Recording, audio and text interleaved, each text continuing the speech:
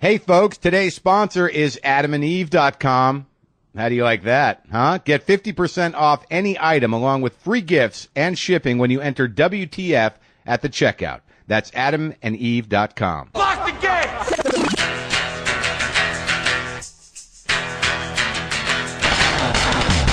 Are we doing this? Really? Wait for it. Are we doing this? Wait for it. Pow! What the fuck? WTF. And it's also, what the fuck? What's wrong with me? It's time for WTF. What the fuck? With Marc Maron. Okay, let's do this. How are you, what the fuckers? What the fuck buddies? What the fucking ears? What the fucking knots? I'd like to say hello, a special hello to my only self-identified what the fuckerican. I don't know how many times I'll do that, but I like doing it right now. This is Marc Maron. This is WTF. Thanks for coming. I'm very excited today. I actually am pretty excited. Kevin Smith is going to be on the show. Now, this is what happened. I know Kevin Smith from being Kevin Smith. I don't know how many of you identify him with a movie or comic book writing or one of the many things he does is podcasts. I just know Kevin Smith as being Kevin Smith. I saw Clerks when it came out. I think I saw Chasing Amy. And then I just sort of, then Kevin Smith was just everywhere for a while. And I know as a podcaster, he put together one of the first sort of podcast networks, and I became very aware of him then. And I actually reached out to him on Twitter, and he said he would come by. So that's happening. The problem with that is I had to cram some Kevin Smith into my head. I had to rent Dogma, and I had to get up to speed on Kevin Smith. What do I want to talk about today? Look, something has happened in my life, and I don't know if it can be helpful to you, but it's happened to me. And don't get afraid. Don't get afraid. I'm not going to go changing, all right, to try to please anybody. Did I just quote a fucking Billy Joel song? You know what? The Stranger was a great record. To seventh grade Marc Maron, that was a great record. All right. What I want to say is this. Some of my fears dissipated. And along with that has come a true and deep feeling of not giving a fuck about certain things. And it is such a relief I can't even begin to tell you. Now, the area that this usually appears in is that it comes to me in relation to haters, or in relation to people that want to instigate shit, or in relation to people that come at you with negativity. Now look, I'm as negative as the next guy. Believe me, I've got to watch myself. I mean, for years there, my name could have been Buzzkill. Marc Buzzkill Maron. I come from a family of buzzkillers. My father is the greatest buzzkill of them all. You could have any conversation with him, and eventually, within minutes, the conversation will turn around, and all of a sudden you're talking about the possibility of maybe having cancer, and perhaps you should pay attention to that. No matter what you're talking about. Could be food, could be a movie, it could be, hey, look, there's a hot air balloon. Within 5 minutes, it's going to be like, really? You think I should get that checked? That's the way it works. But there are people that out of their own insecurity will just, they will transfer it right onto you. All of a sudden you're hanging around with somebody and you're wondering like, Jesus Christ, why does it feel like some of my soul is being sucked out of the side of my head? Because you're with a psychic vampire. They may not know it, but they are taking your chi. They are stealing your life force. I've talked about this in different ways before, because with a little more recognition, now look, I don't have a lot of recognition. It was a nice article in the New York Times. Some nice things are happening, but no one I haven't been given an office. Not that I necessarily want one. I'm very happy here in the garage. But with any sort of minor amount of a promotion and recognition, all of a sudden you get more people saying, you suck. Hey, fuck you. Oh, you got nothing. Yeah, whatever. I honestly don't give a fuck anymore. I even go to comedy clubs now, and if there's someone in the room that's giving me a hard time or being a douchebag, I truly don't care. I know how to handle that. It's not a problem. It doesn't mean anything about me. This little incident happened. A good example is this. I had Greg Fitzsimmons. Greg Fitzsimmons was on the podcast last week.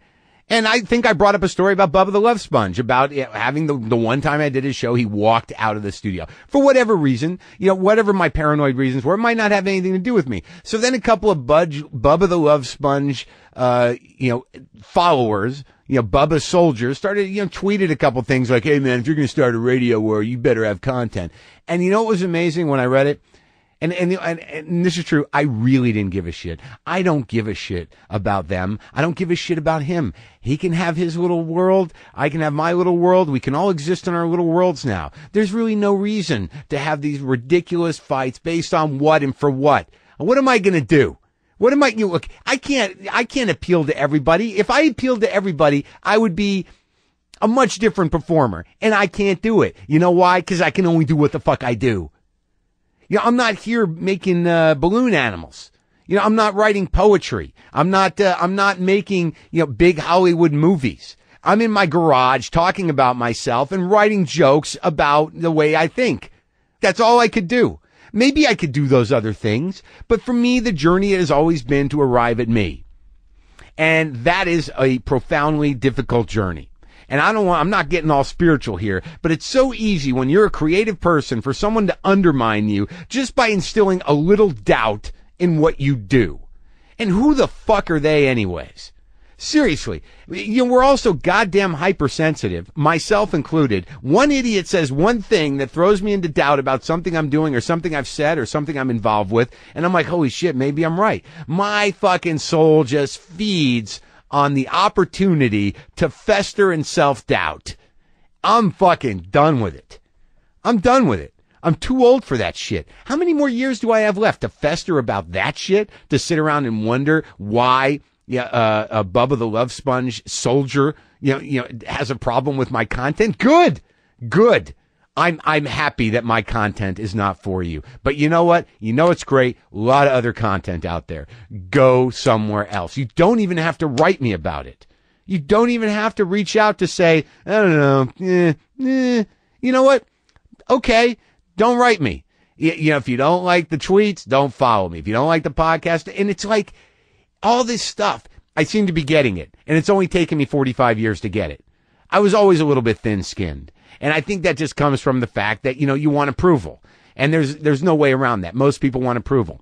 Some people want it less, like people who have appropriate boundaries and were properly parented by at least one good parent and perhaps, learned a healthy sense of what competition is and everything wasn't some sort of, life-threatening event or self-defining event. But I had a pretty thin skin and it just seems to be getting a little more resilient. I think a lot of that has to do with me talking my mouth off, talking my head off here, twice a week and processing stuff and talking to other people. And realizing that you don't have to walk around all day waiting for somebody to confirm your worst thoughts or your worst feelings about yourself. If you're sitting around going, I suck, I'm a fucking idiot, my work sucks, this is ridiculous, life stinks. If that's your inner dialogue, all it takes is one person to go, I don't know, it's okay. And you're like, oh, I fucking knew it. It's not just okay. It stinks. It's the fucking worst. They just fed your fucking inner engine of shit. Just a shit processing factory.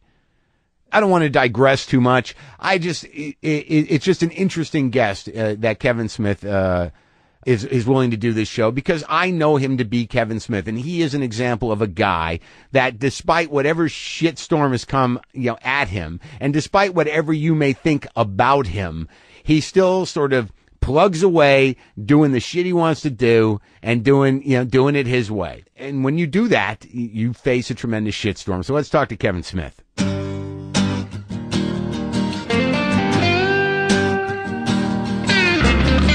All right, folks, you know what time of year it is. That's right. It is Valentine's Day. That's a very important day to you people that have Valentines.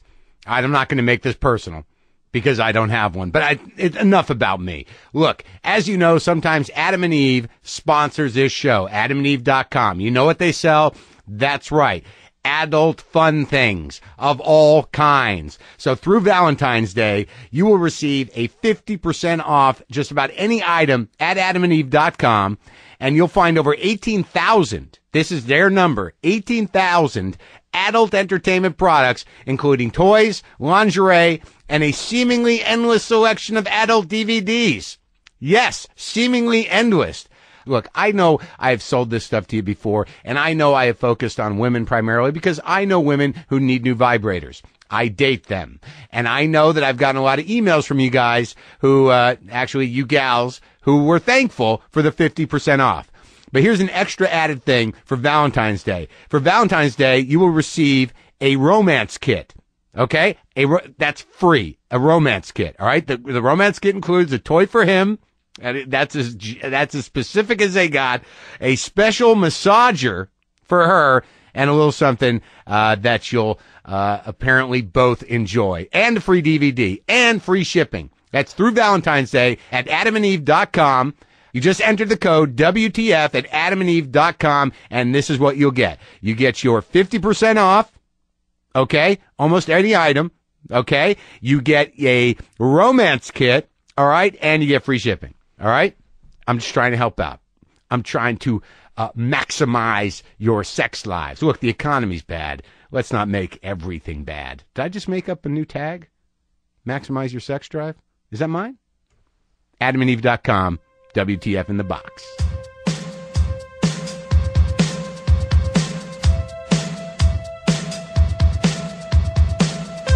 Can we smoke? Can I smoke? Yeah, absolutely. I enjoy this, man. Yeah, I mean, well, it's weird. I mean, it seems that you kind of invented this in some weird way. No, man, it was Gervais. Well, I've never heard the Gervais one, but everyone's like, Gervais is the king of podcasting. That was the first time I ever heard that word podcasting was off of him. Yeah. And everyone kept saying, you should listen to his thing. You should listen to his thing. I said, what is it? And they're like, it's kind of like he just does a radio show. And I was like, what, like Stern? And I said, yeah. And I was like, all right, that's a podcast? And yeah. I said, yeah. I was like, a radio show is a podcast. And they're like, yeah, it's just another name. And at that point, I was like, well, I don't need to hear anybody else's. Like, I've been on a radio show. Like, we just go. And that was that. But, I mean, do you think, though, it seems to me that, like, I did radio for a couple years, and it seems to me that the podcasting thing gives us a little more freedom. Oh, I mean, huge freedom. We Well, can that's say the thing. fuck. I've never been on the side of the table where, you know, I'm riding a button. Right. Or something like that. I've always been the guy in the chair who has to watch his language. And right. Stuff. So, for me, I'm a You're the guy- carpetbagger. I'm a visitor. I come in and I just try to keep it tight, and every once in a while they rush over themselves and press the button. You're But the when guy I who makes the leave- guy in the button panic. Yes, Yeah. yes. I'm the guy that he's been working out for all these months. We had of all people, Paul Haggis on a show I did once. Uh-huh. The director. The director. And he just kept saying fuck. It was a phoner. And literally the guy tapped out on the delay. Like he did it 3 times and you're out of time. You can't catch back up. We had to hang up on him. At that point, you're playing Jeopardy with the button. Yeah, Probably clicking it so hard trying to be. We had to hang the up call. on him because you have no more delay left. For me, though, I guess there's total freedom, right? Because like I would leave those interviews and those cats still have to, like they can't. I could go and say anything I want, and I'm on the air. They can't, and like every time I sit down in a radio station, there's more structure, more constrictive Oh, dude, kind they of can't. They don't attitude. even, there's no choices being made. If there's any music involved, no one's making any choices. With this thing, the thing I notice about between that and doing radio is you're always driving towards a break to push something that you don't really want to push, and then you don't have any real freedom to say what you want. It's all about momentum. And I sort of resent podcasts that sound like afternoon radio. Right. Though I have no disrespect for radio people, it's its own skill. But I mean, if we're going to be out here, if I'm going to be sitting in my garage doing this, why the fuck not? Why just do something that sounds like everything else? Why not like, hey, Yeah, man, just- this is as free as it gets. I can be myself here. Exactly. So look, I was the first time I saw you. It's weird. I don't, I haven't followed a lot of what you've done lately, but but I know who you are. But it was interesting because I was at that restaurant across from the Scientology Celebrity Center that's owned by John Gotti's brother. Do you know that restaurant? It's in the mall right there. It's right. It's like is it Birds? not Birds, behind Birds. It's like a diner. Oh, hold on. It's Victor's. Yeah. Yes. Victor's. Okay. I saw you sitting in Victor's with Jason Lee. Okay. And I do that Wow, thing. this is going way back. It must be. It's got to be 5 or 6 years. Yeah. And I do that thing where I see somebody who I know is a celebrity where I look at you to see if you know who I am, so that would validate my place in the world. And I didn't know people play that game. And I approach it with resentment. No, I'm sure you get a lot of like, fuck, that's Kevin Smith. With me, it's like, why the fuck doesn't Kevin Smith know who I am? So it's a different game I play with celebrities. I like your game better. And of course you didn't register anything. But then I started thinking like, all right, well, there's Jason Lee. They must be talking about a movie. Were you?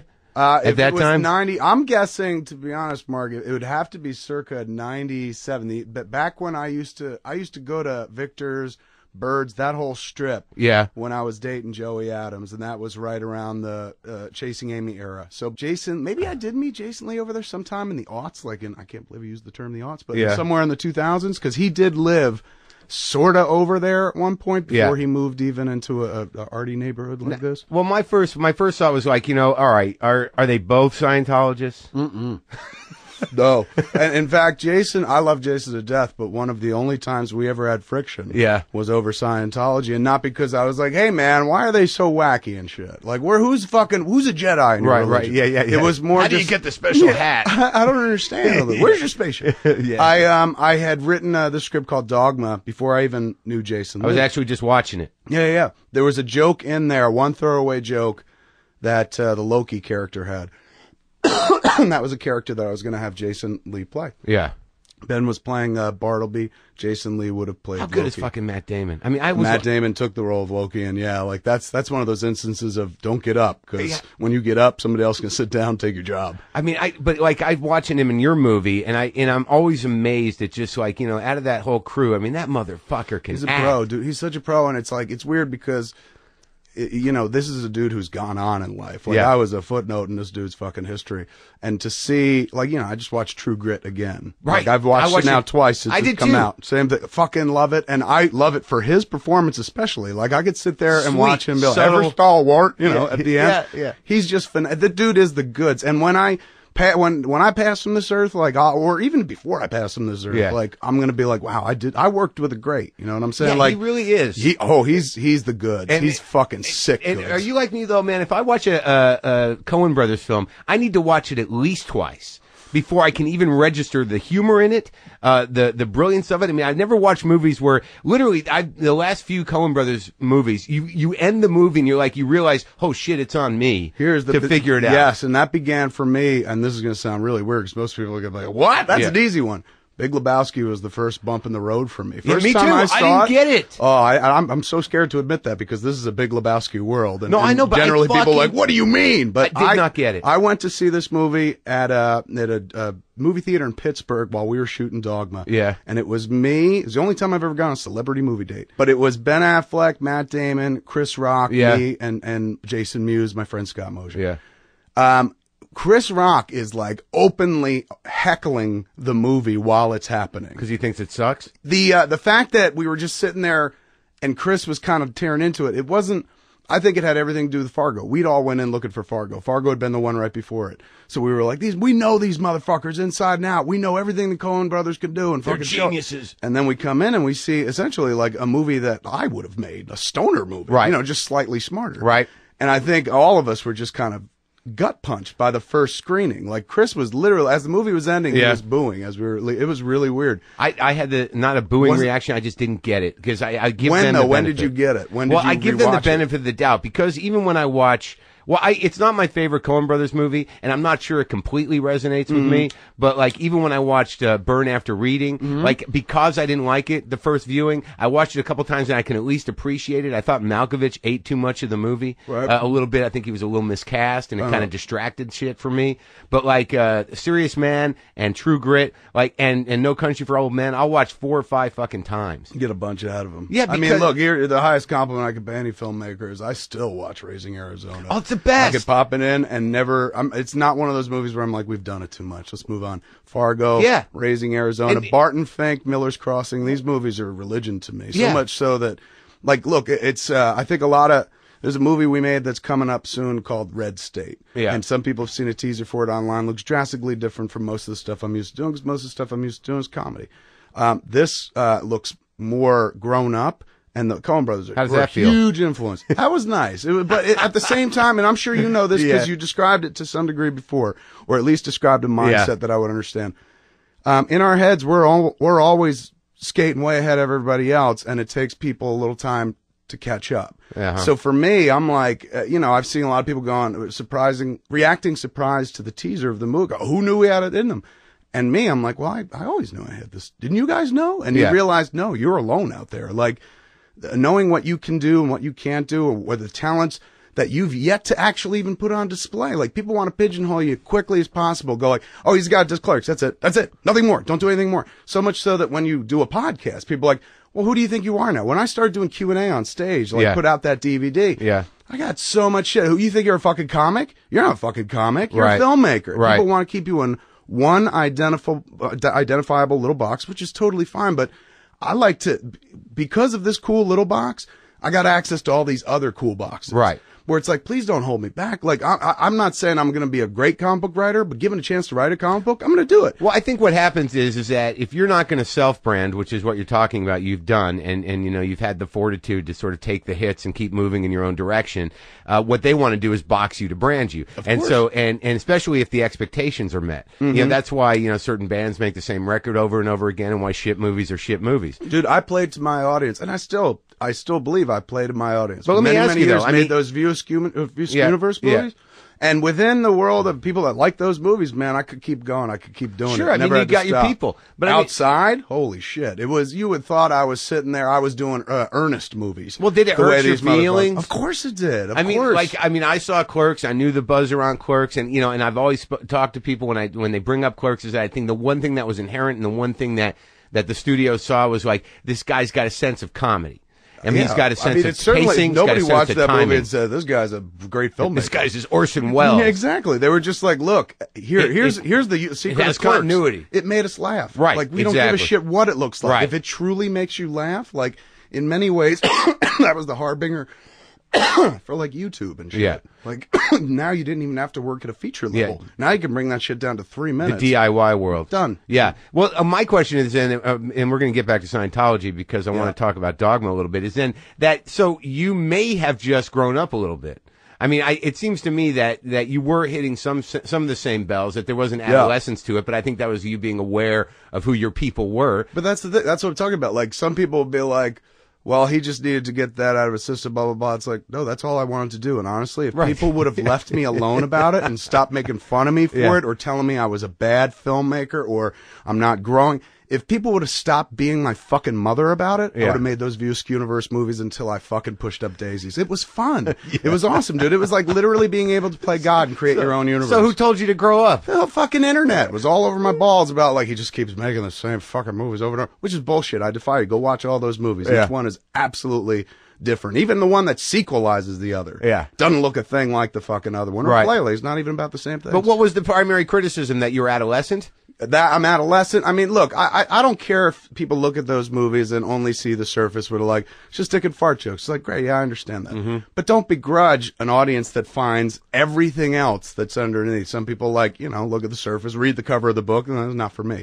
Some people actually read the book and find riches inside. Right, like you the know. Coen Brothers movies. Well, I mean, was that what Dogma was an answer to? No, I mean, Dogma was written before anything else. Dogma was actually the first screenplay I wrote, even before Clerks. But I never would have been able to make it because I was, you know, I was So a were you neophyte. like, at that time, were you like, you know, hung up on the idea that, like, this is bullshit, and you With Dogma? Yeah, where you did your homework, were you brought up Catholic? I was Catholic, lifelong Catholic. I still identify Catholic, but I don't go to church. Right, because, I mean, practicing, or I got it right, as they say. well, it's sort of interesting to me that, you know, in that movie, what you sort of do is with your sensibility, you broadened it out to almost a comic book universe. Yes, that for me, Dogma is the product of a Catholic school kid who every time he's sitting in church and they're like, blessed is he who comes in the name of the Lord. I'm the one like, Yeah. He said, come. Yeah, Exactly. Yeah. So Dogma is an extension of that, also mixed in with the juvenile conversation that comes in the college years about religion. We're sitting around smoking weed going, hey man, do you ever think that Jesus was black? Yeah, right. And stuff like that. I mean, if you can't really explain how air works, where did it come from? Yeah. Exactly. Yeah, So yeah. navel gazing, and Yeah. then mixed in with a comic book sensibility. Yeah.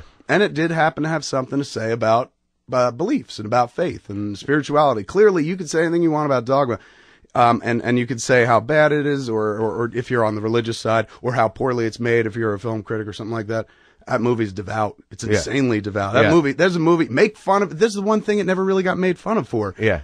It actually believes in God. You know what I'm saying? Like, we got attacked by the God people. Right. And maybe in many ways, that was kind of what needed to happen. that's an example. Otherwise, we would have been attacked by the non-God people for being like, hey man, didn't you make Clerks? Are you saying you believe in this God bullshit? Well, that's interesting that you say that, because that's not the first read you're going to have of it, because you've got all these broad comic characters that are representing angels and demons and devils and speaking for God. But I didn't even think about that. That the actual, you know, broader premise is that this all exists. Yes, all devout. That's the thing. It's, you know, and it's, if you start picking Yeah. it apart, like if I was a member of another faith, I would have found that movie like ridiculous and also insulting, which is like, So the entire end of existence is predicated on this dopey fucking faith, on Catholicism more than anything else.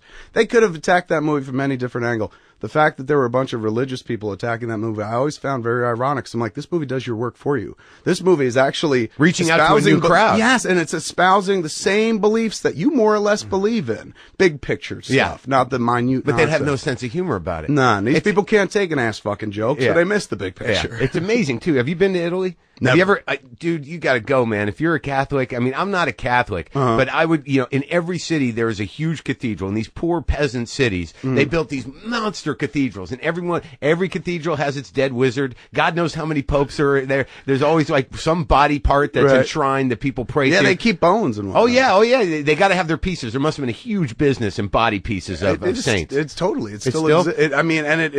It's like any other market. But the spectacle, fandom, like people who want a piece of Gretzky sweater, right? There's a alternate version where you want a piece of like St. Lawrence's tunic. Well, right there, that's St. Catherine's head, bro. On that picture right there. Is it a picture? Yeah, it's a photograph.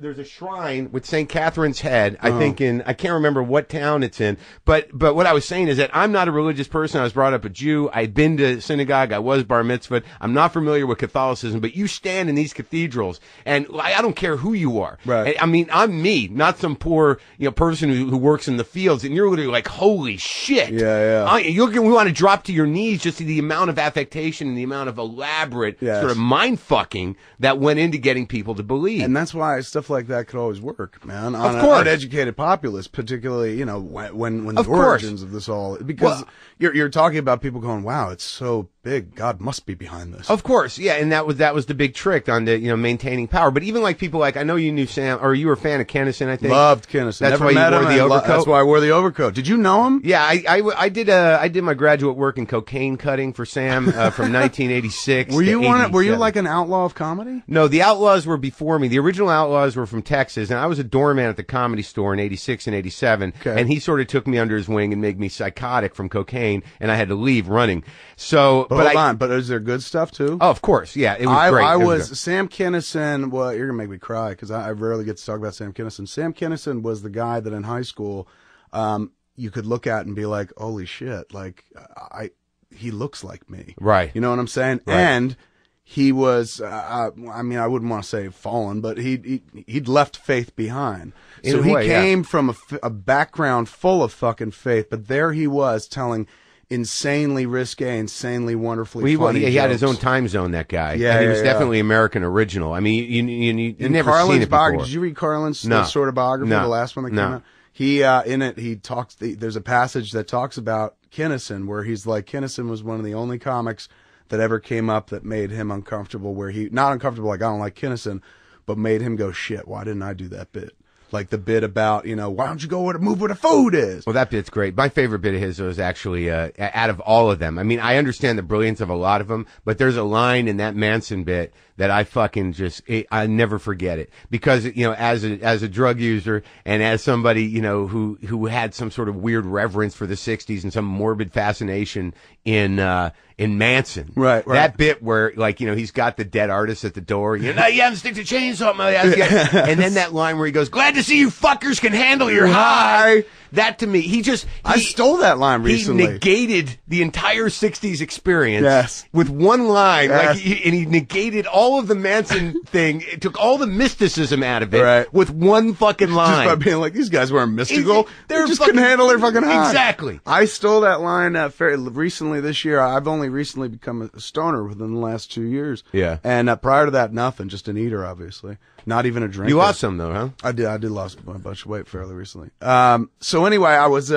for me, when I got into weed, I was, for years and years, I was a guy that had to battle my friend Muse, who plays Jay to my Silent Bob. He's hardcore junkie. He has been. He's been almost clean now. Dope 1 fiend? year. Oh, big time. And he talks about it. We got podcasts. We talk about it all the time. But he, after seeing that, I was like, drugs, no use for him. Plus, I was always busy doing stuff. Yeah. When I got into weed, it was tough for me to kind of like, and weed is innocent. We all know fucking weed is nothing. Most people at scoff worst, at it's it. a will killer. Yeah. For some. And No, for no, me, that's right. it That's blew true. my will up. Well, I think what it was I decided to tie it to productivity. Because I'd looked at all my heroes and all, like Kinison, and fucking, it went down to drugs more than once. And ultimately, I don't know what the car wreck was about, but somebody said that wasn't that involved in something? Well, I mean, Sam, the sort? weird thing about stand-up and then doing what you do is like, all the kernels of creativity we're looking for, really are like 3 to 4 minute pieces. Right. So, I mean, really, as a comic, who's fucked up and sleeping all day, if you wake up and, you spend 4 hours, maybe you don't get nothing for a week, but if you get on stage one night, right. Out of your week of like doing nothing but getting fucked up and you get one new bit, you've done your work. I mean, I would think that, somebody like you who's got to write scripts and, draw up storyboards and, call people, right. there's a lot more responsibility. So there is, but I mean, the beautiful thing about that job is, like anything else, is it's a top-down position.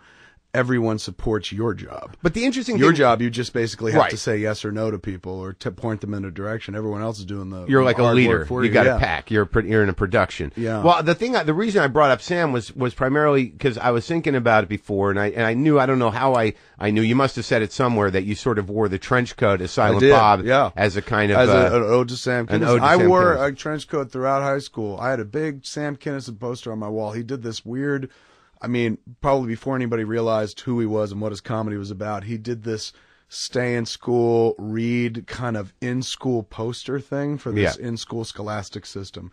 And I guess they tapped him right before he fucking broke. So they were like, here's an upcoming comic. And it was just, and they're like, let's take those posters down. Yes. And I got one. I was like, I'll fucking take that. I like this guy. Yeah. And him in the trench coat on Saturday Night Live, like, I mean, I think I'd seen him. Had I seen Well, that was wild to see him on TV because he was so visceral and so like, kind of electric that he almost didn't fit on fucking television. He literally like just fucking took the stage and choked it down. Yeah. I'd never seen anything like it. Yeah. I was a huge comic nerd. Like I was a Bill Cosby guy, and I was a Carlin guy, and I was a Red Fox guy, and I was Sam a Bob just Newhart erased guy. it. And suddenly Sam was just like, oh my God, it was like punk rock comedy. No, definitely. Man. Like definitely. it was painful. It came from a really awesome, painful place. Like, you can't talk about relationships. Came from an angry place, certainly. And I guess beneath the anger is pain. But why I brought him up was because, when I was with him, I spent a lot of fucking hours, doing blow with that guy and talking to that guy. Right. Because he liked to hold court.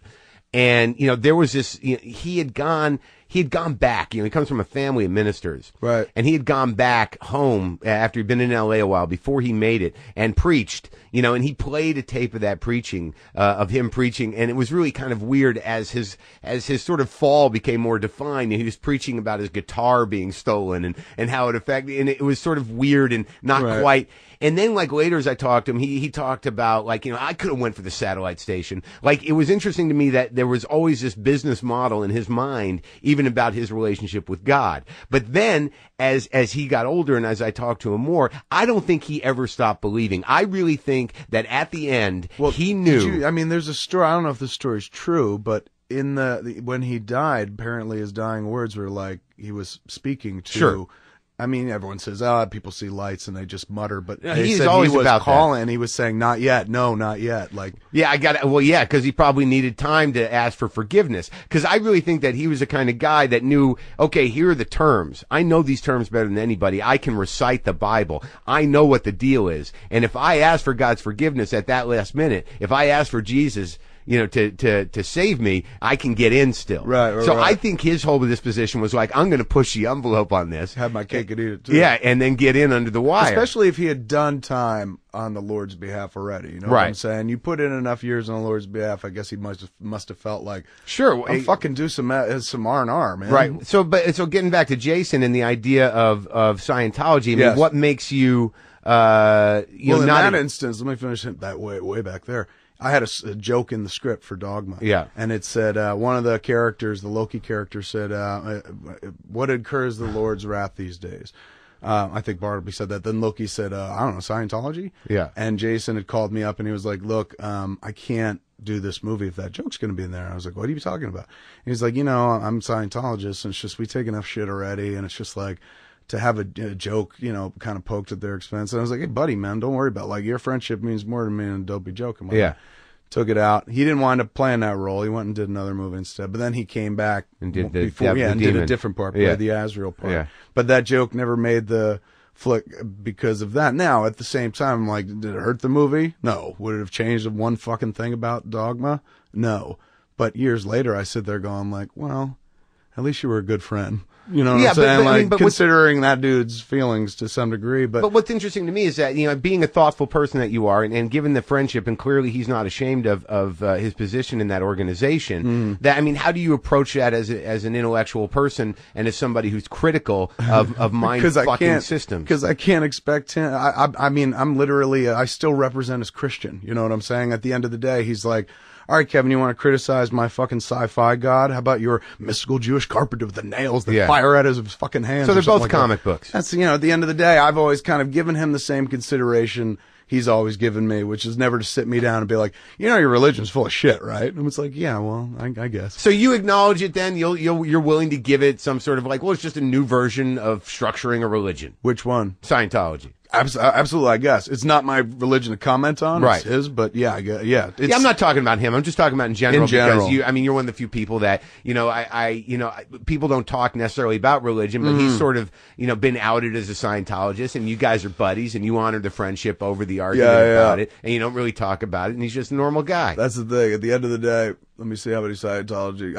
I've had maybe 2 discussions about Scientology with Jason because, like, he read Dogma. He knows where I stand on my own religion. What chance does his have? So is your connection to your religion now more just tradition? Absolutely, and also just I was indoctrinated as a kid. I'm not saying that in a horrible way. Like, I wouldn't have it any other way. Do you believe in hell? Yes. Oh, of course. Really? Yeah. But it depends day to day. Some days I'm like, I'm with Scott Mosier. Nothing happens when it ends because that makes sense. That feels more comforting. Yeah. Than the notion of he's a Jew. No, he's one of those cats. It's like I'm nothing, man. But you guys are all crazy. But for me, I'm more hopeful there's a heaven than scared there's a hell, I guess. Does heaven seem a little boring? Yeah, it does. I mean, look, the older I get, when I was younger, I could defend it wholeheartedly. Like, no, man, heaven's awesome because it's ice cream forever. But the older you get, the more you're just like, well, that doesn't do anybody any good, ice cream forever.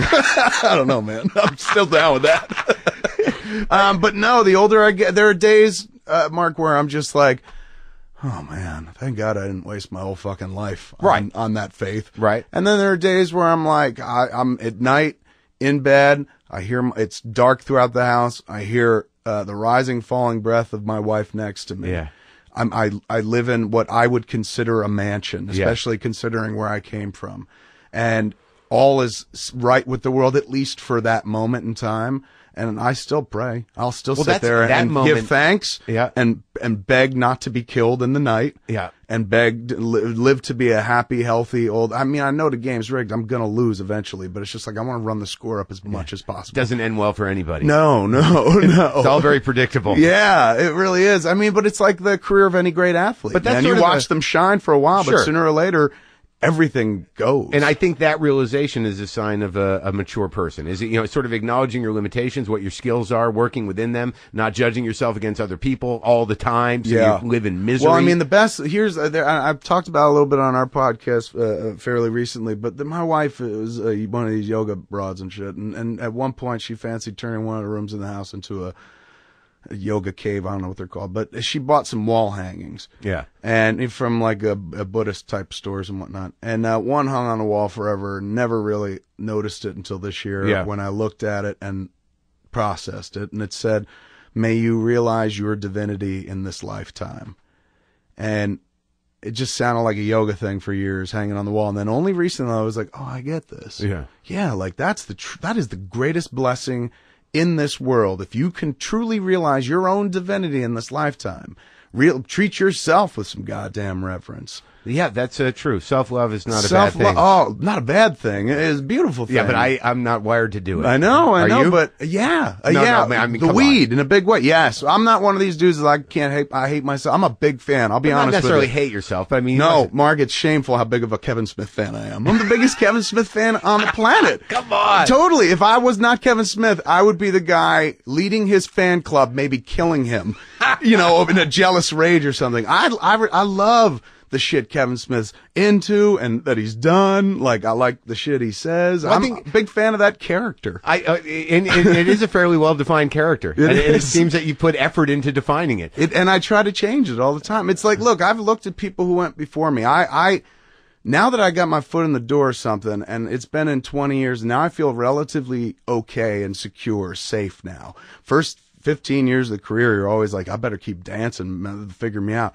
But once I got in, I spread my shit like herpes and just made sure I was in a bunch of spinning plates. Right. So film is one thing. Over here, I like to get up on stage, talk to people. That's another thing. Over here, now we do this podcasting thing. Over here, comic books. Over here, cartoons. I like to spread it all around. I talked to Rollins is like that. I realized very quickly. Yeah. This is what I want to do for a living. I want to be paid to like make pretend, to be silly, be me. Yes. Yeah. That's the. Well, I think that better than that. Fucking realize your own divinity in this lifetime. Get paid to be you in this lifetime. Yeah, believe me. It's all I've been trying to do. It gets no better than that because we're gonna fucking die. That's it.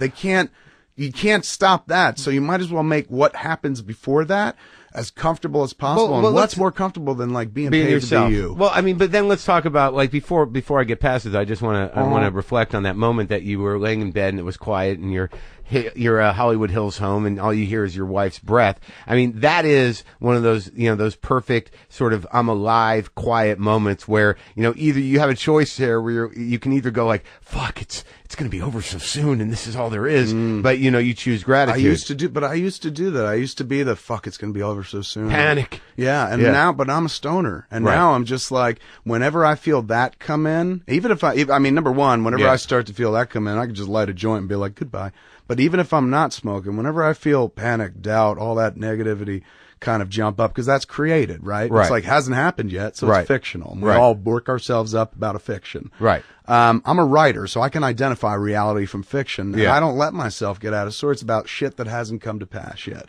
No saying you can't be prepared for some shit, but it's like getting all that out of sorts about like an event that hasn't even occurred. Well, that's it. Like, most of the time what you're reacting to, if you're freaking out, is a dream. It's your head. Yeah. It's proving you're a great writer right then and there. The world is full of great Right. writers because think of all the stress we all live with, and all of that stress it's a fiction. I mean, yes, there's financial It's a stress fiction, and blah, but blah, blah. that means everybody would write the same book and it'd be called I'm Fucked. Yes. Yeah. So And a lot of people fucking do, of man. course. But it's like you can be, and that's it. We're all fucked. So Yeah. you can choose to be fucked, or you could just fucking fight your way out the ghetto as hard as you can. Like, we know we're going to wind up in the fucking death camp. We've seen the fucking movie, we read the books. I mean, it doesn't have to Fight. be a camp. Well, it's like you can't, like I You saw mean Toy Story 3. Yeah.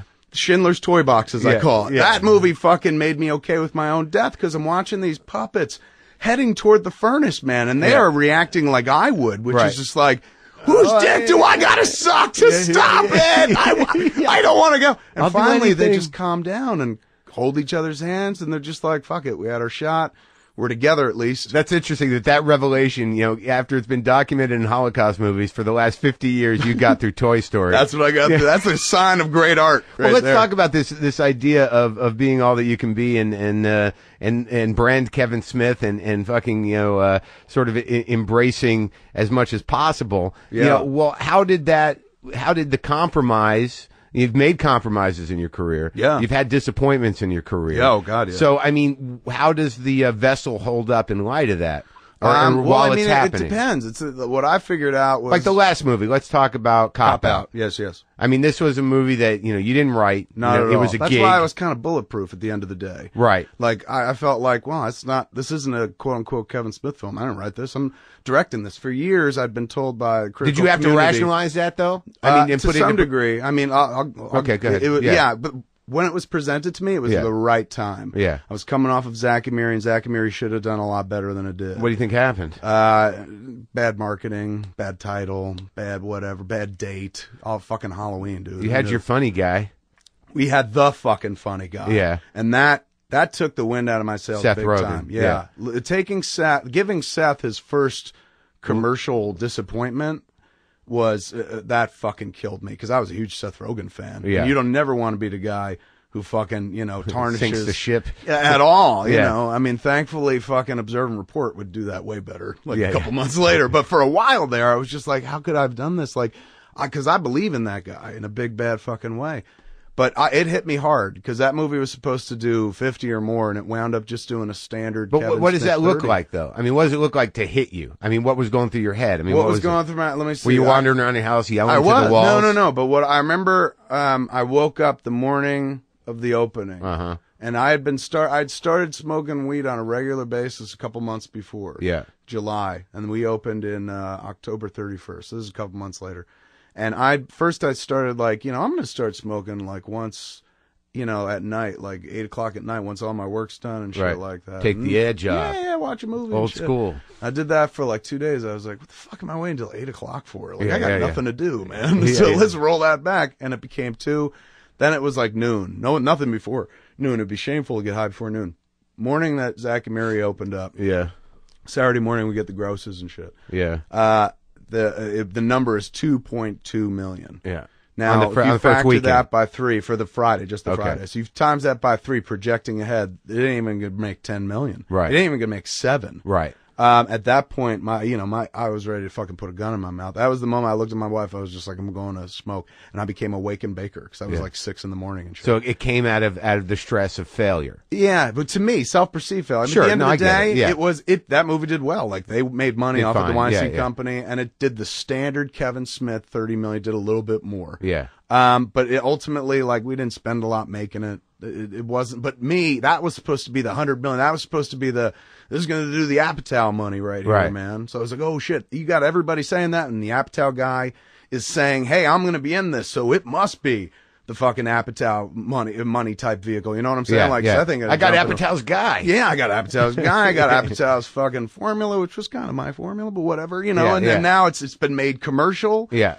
Let's give this a roll. And, it just didn't happen. For whatever, I could sit here and be like, the marketing was this, it was this, it was this. Look, the audience it just wasn't quite there. And you. But it still, at the same time, it did what it was exactly designed to do for everybody else. For me, I had higher aspirations. So and at that was point, the moment in that dark night of the soul, the morning after the I went Friday. into my library with those 2.2 numbers. Ultimately, it opened to 10 million. Yeah. So it bumped a little better on Saturday. But I went into the library, which was my office at that point, and kind of became a wake and baker. And for the next 3-4 months, I stayed off the internet. I couldn't go near the internet because I was like, I've ruined Seth Rogen. Like everyone You just on the didn't want internet, to take the hit. Oh, I was gonna go. I was gonna enter the internet that morning. People were gonna be like, "You fucking fat piece of shit! You ruined Rogan for us. Yeah, He yeah. was all we had." You know? Yeah. And I was like, I can't do this. Yeah. I stayed off the internet. Yeah. And that created an incredible fucking growth of time to watch shit. Yeah. And I just started watching a lot of hockey videos and whatnot. And in that moment, that's when I got the call to do Cop Out. A script was sent to me. So your movie in your mind had tanked. Yes. You committed your life to pop because you didn't want to feel the pain and self-inflicted criticism of the aftermath of your movie tanking. Yeah. There seemed no point in being not high. Right. And then the devil calls. Yes. And that's when the devil did call. I hadn't even noticed. It was so obvious I couldn't even call it. But I knew the devil was calling. When the devil called, I was like, show me your dick. Yeah. Really, I'm ready to go. Well, I had a plan at that point. By the time the devil called me, I'd already smoked enough weed and kind of been reorganizing. I had the script for Red State was already locked and ready to go. I needed to find money for it. I had a plan lined up, which only fucking in about 2 weeks everyone gets to see.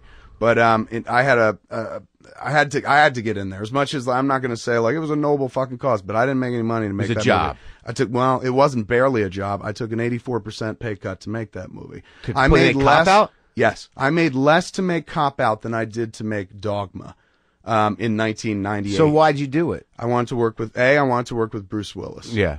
That to me was like, wow, I love Bruce Willis. I'm a huge Bruce Willis fan. If I was making a Bruce Willis movie and my father was alive, then he would be like, oh, you do make movies for a living. No, this isn't just a stupid thing. Yeah, it's not just you and your buddies talking about Star Wars and fucking getting laid and shit like that. So there was that. I needed to understand marketing really well for some shit that I got coming up. Yeah. So I wanted to get inside. I had seen marketing from the Miramax side very intimately. And, for years heard Harvey Weinstein go like, well, a studio's 40 million is my 20. Like I can do with 20 what they can do with 40 and shit. So I saw what he can do with 20, 40, and less. I'll tell you, over honestly, time. I might make an argument that marketing of Cop Out might have diminished your ticket sales. Because that billboard was fucking everywhere. And I gotta be honest with you, Kevin. I mean, I looked at that billboard and I said, I've already seen that movie. Yeah, of course. Yeah, there was nothing about that poster that was screamed like, holy shit, this is the original. But to be fair, nothing about the movie was. The whole movie is an homage picture. It's not one of those, spoof movies, right? But it's definitely an homage picture. We just wanted to make an 80s Beverly Hills Cop. Movie. It had to look like something you'd seen before. At least that's what I hope they were thinking. Right. But I know the real story. The one guy wouldn't even sit for a fucking poster shoot. So essentially, they have to go like, okay, we got one guy who names all of a sudden. Yeah, everybody knows who it is. It ain't. Let me put it this way. Remember the really funny guy in the movie? It ain't him. He's a fucking dream. Tracy Morgan.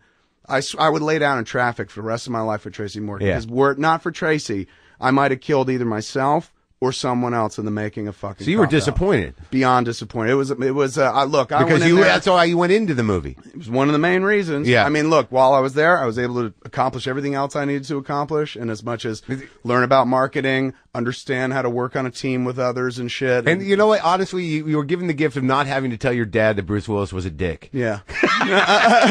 Ultimately, there's that. But let me tell you, I'm sure he knew. He knew from the fucking jump. I wish he just could have communicated to me from the afterlife. It was tough. It was difficult, dude. I've never been involved in a situation like that where one component does not come. He's not in it. He's not in the box at all. Yeah, it's not. He's just doing a job so he can get by.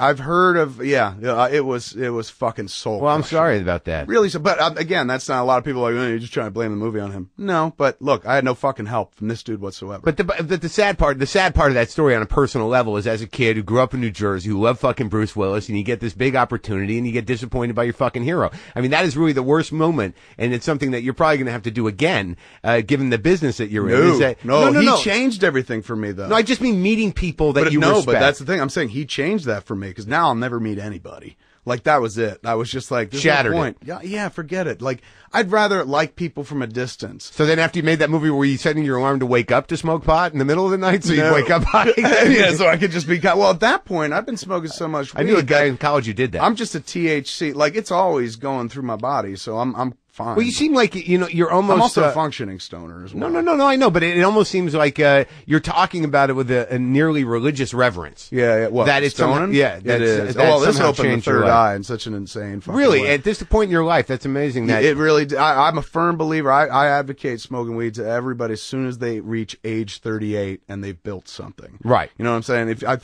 so found this shit when I was...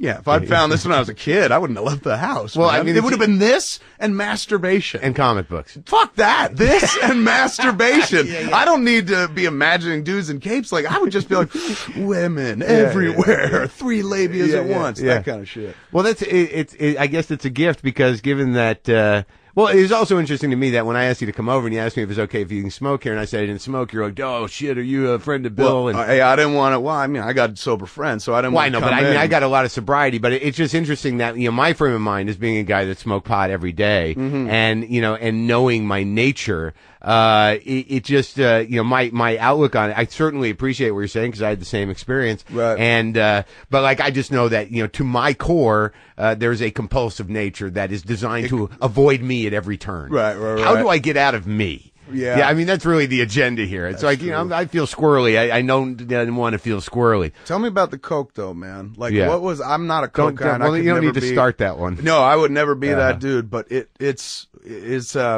like, I know what weed does for me. Well, the coke thing was like, weed for me was like party drug? was like coke cigarettes. Like drinking a lot of Yoo-Hoo? No. I think coke for me, you really say serve the same purpose. Is that like, I could do 2 lines, and also like you get into a sort of rodent mind with that shit. You're Explain. Like, well, I mean, like when I wanted to do coke, you sort of get up that day and be like, I got to call the guy. I mean, when the fuck is he going to be open? How am I going to get my shit? Because you can't hold like Muse with the heroin. Right. You can't hold on to coke. Most of your time looking for it. Well, that's what addiction addiction does. And the great thing about pot is that, if you get a nice bag, you're good. And you're good. And, you can only smoke so much pot. But with dope and coke, you're going to burn through that shit. Your tolerance builds up and you need more shit. And it's a lot more expensive than other shit. And also the price you're paying on a karmic and soul level is a lot higher. Explain the karmic soul payment. Well, because, you get into something. Certainly, your friend would know better than me because dope will take you down to a lower tier. And it has, but he's one of those dudes, fucking $1 million heart, nickel head, $1 million heart. Most even junkies, at his worst, junkie. Most of us we get into the racket because we're hypersensitive. We can't fucking, a good heart is a sensitive heart. And a heart that's too sensitive, can't quite handle the shit. You can't handle reality. After a certain point, when you get the kind of relief that drug in particular, or even coke or anything offers you, why wouldn't you do that? Because then you don't have to live with that sort of weird pain of not fitting in and feeling other people's feelings and that kind of shit. I feel it. See, this fucking, for me, weed just fucking turns it all up.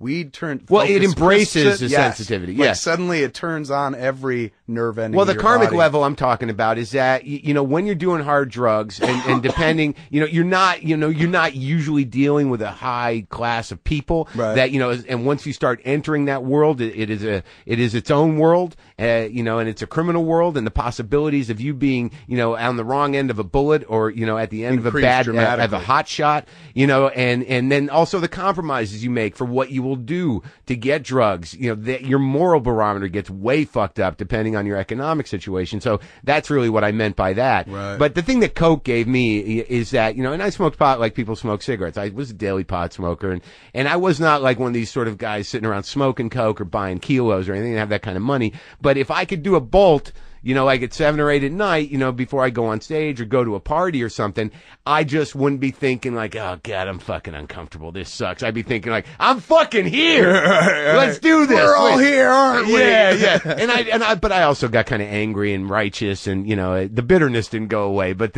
I was more of a confident bitter. Right. Where you're like, it goes from righteousness to self-righteousness. Oh, real quick. But I also want to say, like, in the sense of, like, how you're sort of a born-again stoner, is there any connection you make? And this is not a guy in recovery talking to you. Yeah. But, is there any sense, given your issues with food in the past, and given the way that you deal with disappointment and your own anger, which I assume is there, though you seem to hide it pretty well. No, I'm just not angry. I'm not really not angry. Was there a point where you sensed that food and pot and these things were filling a void as opposed to being proactive? Food will always be. I'm a very sedentary person. I don't have a sport of choice that like I can go out and do fairly regularly, or that I would go out and do fairly regularly. I'm not an exercise guy. I never have been. And I wasn't raised to eat properly. My parents, by the time I rolled around, literally, they were just like, we're not going to force him to eat fucking vegetables. If he's doing money, and fine, don't. We've raised 2 kids, they're fine. Oh, so you're never like a compulsive eater, like, give me a third pint. And we didn't have enough money to be that. We were lower middle class. As an older guy, as a grown-up? As a grown-up, I'll kill a box of cereal, too, in a sitting. Yeah. Like, I made up for all the years of really not, like, we'd go to the grocery store and, can we get Cheerios? Like, no, you get Toasted Oats, the food store brand Toasted Sure, Oats. the bag. The bag, yes. Oh, so you, okay. The humiliating fucking bag. That the moment it goes up on the fucking belt, anybody in the vicinity go, poor. So that's interesting. So a lot of this comes from, because my father's the same way. My father's wife's the same way. They're literally hoarders. Yeah, because come to my house, dude. Like, I'm a pack rat. It's almost like a reaction against poverty. Yeah, I would say. And again, we weren't like, my parents What'd your old man fighting do? off rats with fucking forks and shit. He worked for the post office. So he had a pension though, and you did, yes and no. He wound up retiring he gave it up. He didn't also, for some strange reason, they didn't take out fucking Social Security. It was such a weird time. Oh, really? Yeah, very strange. Was he a postal? No, he was a guy canceling your stamps. He was in a sectional center. Okay. So he wasn't out there, friendly postal dude. Did you ever go to work with your dad and go, holy shit? Only outside the building, and he would never let us in. My father hated work. That was the greatest impact in my life, was not my father ever sitting me down and saying, go into anything other than the post office, but watching him go to work every night. He worked the night shift. And he would go to work. He'd wake up like 9 o'clock and bitch until 10 o'clock when he left. Start his work at 11 o'clock where he worked. Leave at 7 in the morning, come home, see us, and then he'd go to sleep. We'd go off to school. We'd come back from school. He'd just be getting up. He'd have a few hours during the day to hang out, take me to the movie, shit like that. Then he'd have to go to bed like 6, 7 o'clock again. It's like doing morning radio. Yeah, and then he'd wake up at fucking 9 And he was o'clock, missing. and he would hate it, dude. He would just beg my mother, like, call in for me. Please call in for me. Oh, and she was just like, she used to do it, and then she'd be like, you just call in. And he was too terrified. He couldn't pick up the phone. And I literally called in for the dude. And you would think that on the other end of the phone it was going to be fucking Hitler. Yeah. But, you know, you were just like, hello? And they're like, yeah. I was like, I'm calling in for Don Smith. They're like, yeah, okay, bye. That's it. And I'm like, why wouldn't he ever? They wouldn't even know if it was him or not. He was such a chicken shit. But he'd be like, please call in for me. He hated working. He had such a sense of responsibility. He had the wife and the 3 kids and shit like that. So he did the job, but he hated it so much. And he would try to get away from it as often as possible. Like, and he had strokes because of it and retired early. He hated work, man. That made a big impact on me where I was like, okay, I get it. Was there ever a point where you're I don't like, want to well, do that. Why do you go? Yeah, I mean, because he was like, who else is like? he who just else gonna miserable? earn? Yeah, he hated the job, but he was from that fucking school of thought. Like our parents, dude, was like, you get unless you were fucking to the manor born, you get a goddamn job, you have a wife and 3 kids and a little house, Right. and that's your American dream. And he was happy with his dream part of it. He just hated having to work for it. But he didn't take it home. He was happy to Never. get home. That was home was paradise, and like, and now the older I get, the more I understand about him. Like, he would sit in his room. He was a big country music fan. God knoweth why, because we were all from New Jersey. But he would sit in his room and just play these fucking George Jones and Tammy Wynette and Willie Nelson. Well, if anything's going to make you feel better about your misery, it's George Jones. I guess so, man. Fucking, he stopped loving her today. Probably one of the 3 most depressing songs ever fucking made. But he would sit there and listen to a song. My father was not a musical guy. He would sit there, sing at the top of his lungs and shit, caterwauling. And only now, as I'm 40, like, I get it. Yeah. Like, that was his.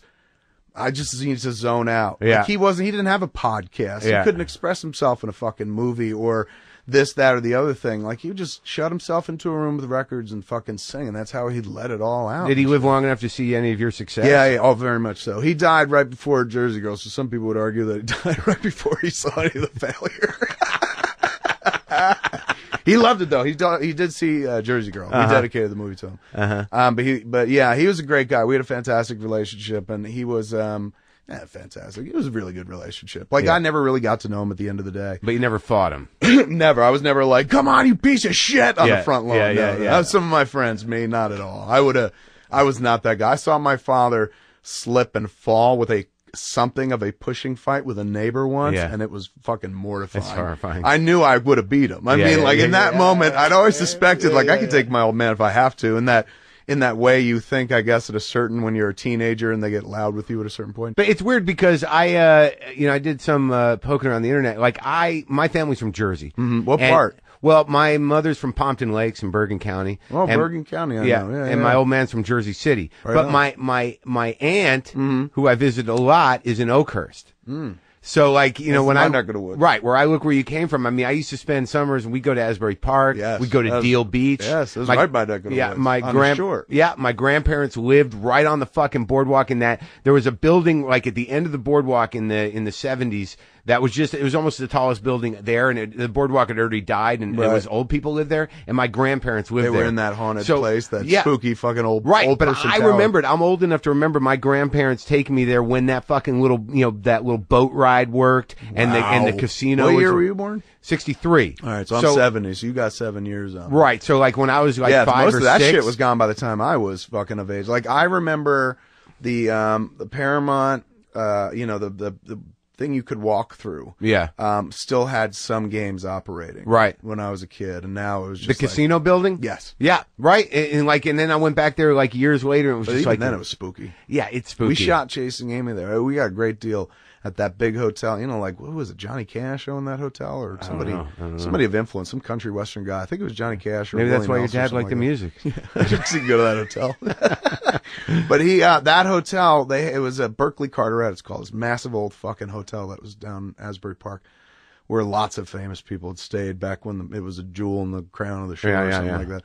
They gave us this massive ballroom to shoot these Chasing Amy comic book convention sequences at, and that hotel dude was like walking through the fucking Overlook Hotel in The Shining. Sure, yeah, you just yeah. expected two little twin girls at any moment to be around. Right, The right. Oh, bathroom yeah, corridors, yeah, they're yeah, all yeah. spooky. Or some weird deteriorating woman in a bathtub. Or perhaps Scatman Crothers. Or some dude, like using racial slurs in a bathroom. You feel uncomfortable. You don't know what to say.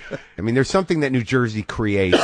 Very much. And were you very aware of creating a definable comedy team that you would, have as much legs as you decided? No, those two cats, I put him in because I always thought he was really funny. He was a dude I knew from town. And he played the character. His character was named pretty much after him. Right. And I always thought he was funny. I was like, man, somebody should put him in a movie one right. day. And then one day I decided I want to make films. I put him in it and stuff. He was supposed to stand next to somebody named Silent Bob. Wasn't necessarily me. I wanted to play Randall, the guy that Jeff Anderson plays in the movie. That's why Randall's got all the best jokes. Yeah. But I was like, I can't memorize these lines. Truly takes a performance and stuff. So I was like, well, this is the only movie I'm going to make, I'd at least like to be in it as well. Right. So I was like, I could take Silent Bob, which I'd given to a friend of mine, because he doesn't have any lines to read, and I'll look good standing next to Muse. Muse thin, I'm the opposite of Muse, and I can wear my trench coat and a badass. All right, yeah, I'll do that. And but so it is sort of a classic comedy team. I never mean, thought about it. That yeah, wasn't the intention, wasn't the anything right. like. It was only like after people started seeing it and talking about it. Like I remember, I forget who it was. It wasn't even me. I think it was some French journalist who was the first one that was like, these two, they're like C-3PO or R2-D2 of your Star Wars. And at that point, I was like, I'm going to start saying that. That sounds smart. Yes, of course. I always knew that it would be seen through the eyes of Jay and Bob, just like the Star Wars saga was seen through the eyes of the droids or something like that. How do you feel as what's your confidence level as an actor? It's okay. I mean, if I can play me, I can do a good job. Like I was in this movie called Catch and Release. Where I had the killer part, just all the fucking go-to jokes and shit like that. And I played me. Like I was, I don't know what else to do. I just played me. And every review said that I played Jack Black, which I was kind of insulted by. Yeah. Because then I was like, maybe Jack Black's been playing me all this time. You know? Huh, let me do another bong hit.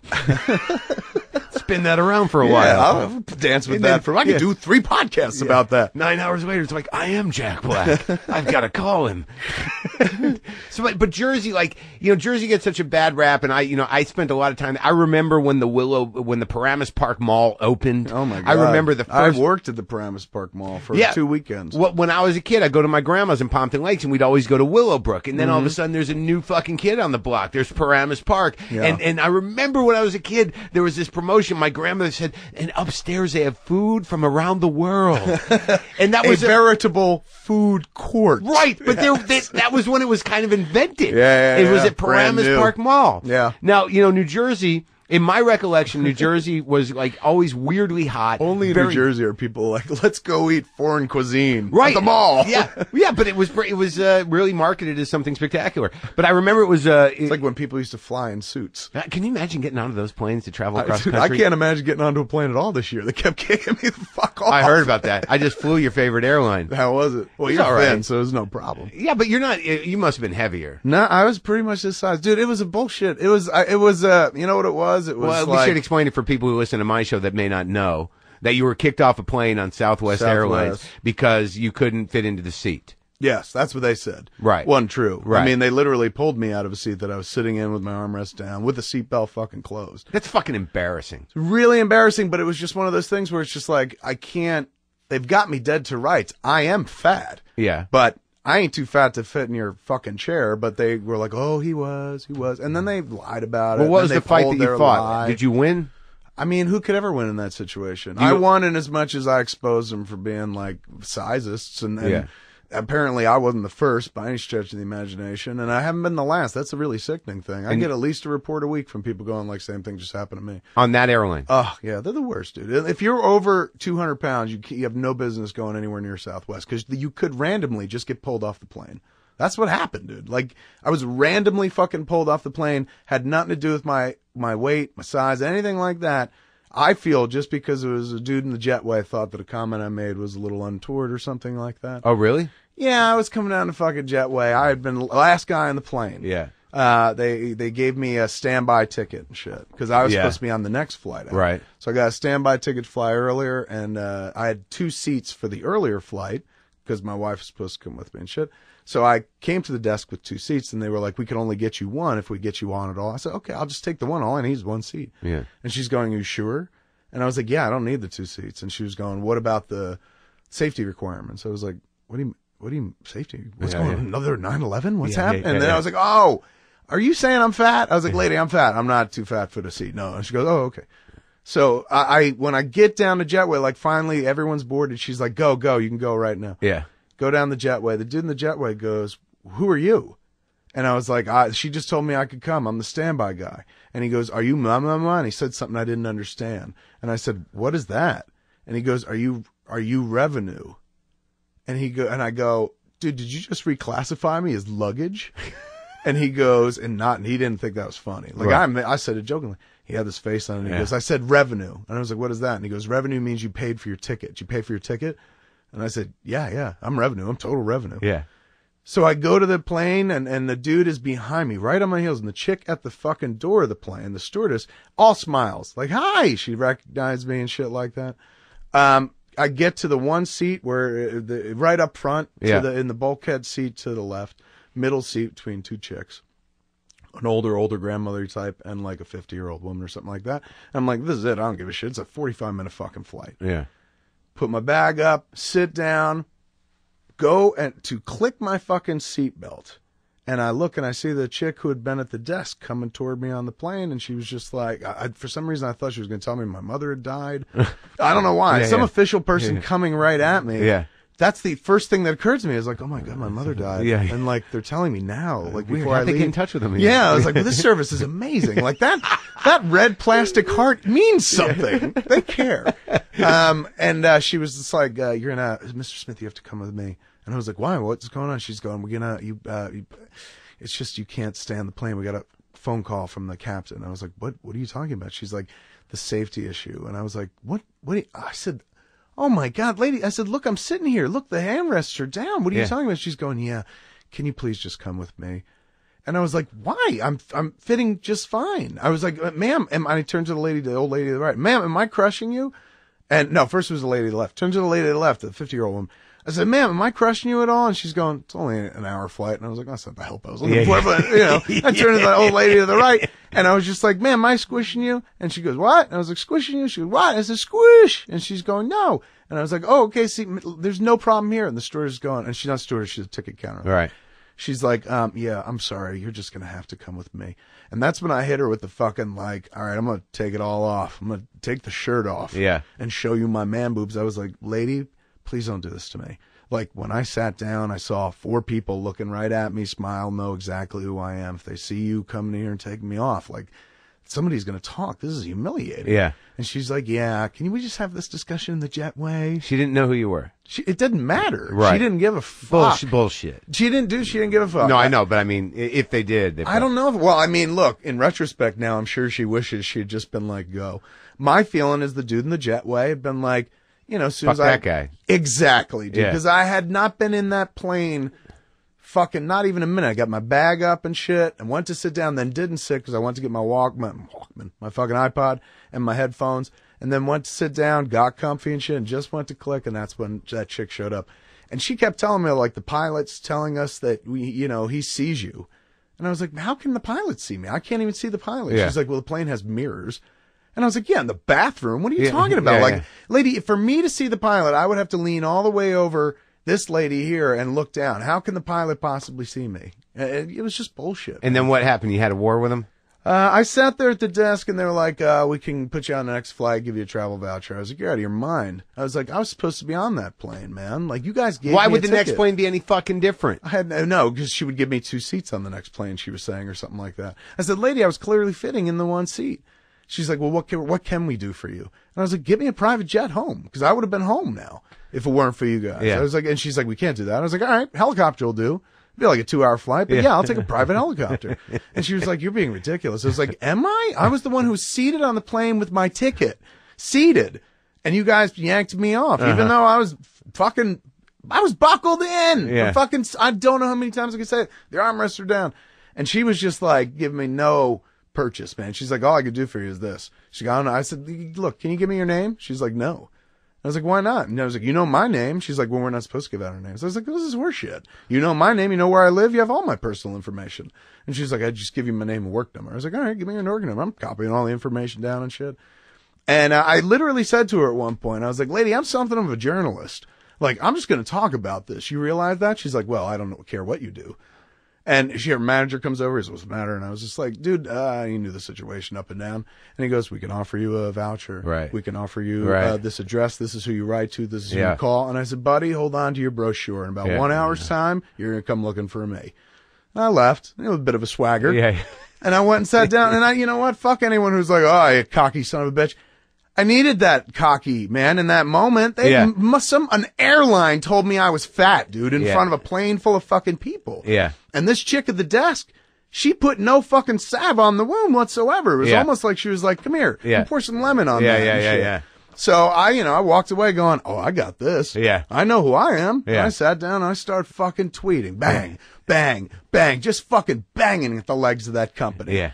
And it was comedy. You know, it was like, I'm a comic and I know what to do with my pain. I turned it into something funny. And you had their fucking tweet address. You had their tweet, of Twitter course, name. because they consider themselves audience friendly. Right. I did that with Virgin America and I was upgraded immediately. So what happened? I went at them and I was there in the lobby. Because you got a lot of followers, so it means fucking business. It just went everywhere. Who knew? I didn't know it'd be as covered. It's slow news day or whatever. I should have figured it out right away. Fat guy in a little seat. That was the story.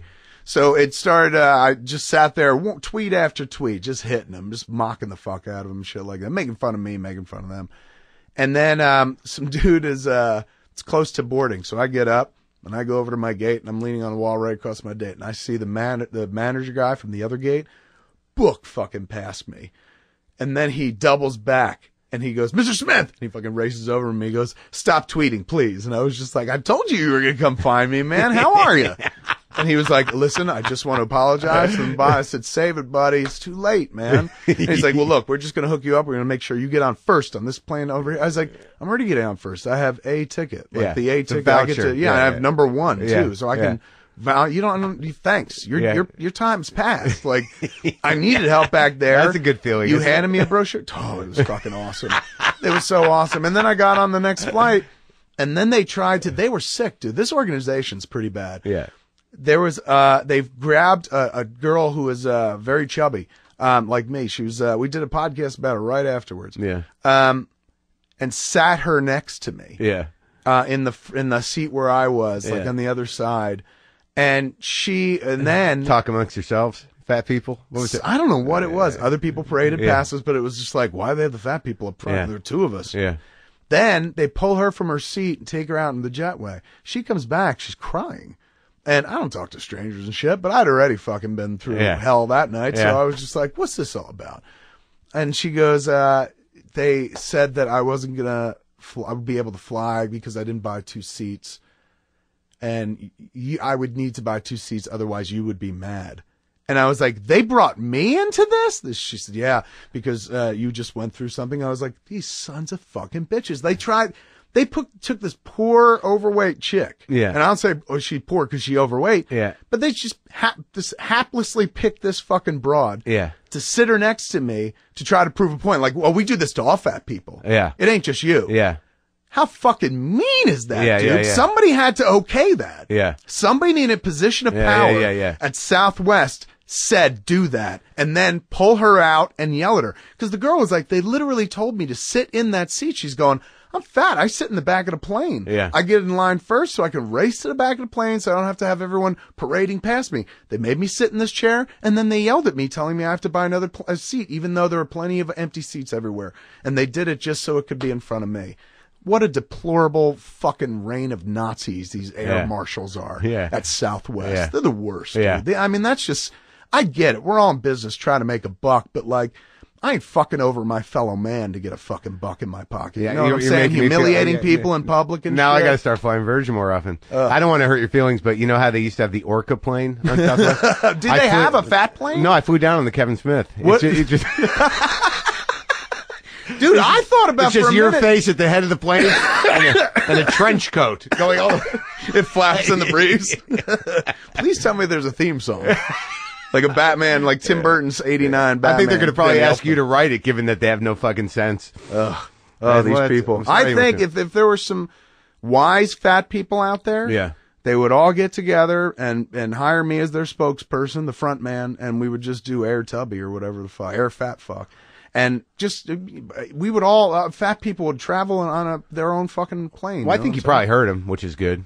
The Southwest? Yeah. I mean, that's the thing. It wasn't even like, Yeah, no. I didn't want to hurt them. I just want to warn, like, fuck them. At the end Yeah. of the day, they're Right. a fucking footnote. They're Yeah. tacky. Yeah. You know what I'm saying? Yeah. Classless fucking tacky pieces of shit. Yeah. But you just don't want anyone to go through what you went through. Yeah. So you just want to, like, spread the word for other fat people. Like, don't look, I understand it's a cheap ticket, but look someplace else. Because Right. it ain't worth it. That shit'll hang with a motherfucker. Oh, like, yeah, yeah, honestly, yeah, that yeah. was a defining. Being ostracized. It was a and being defining embarrassed. moment for me, dude. Yeah. Because it was like you want to talk about humiliation. Like, Yeah.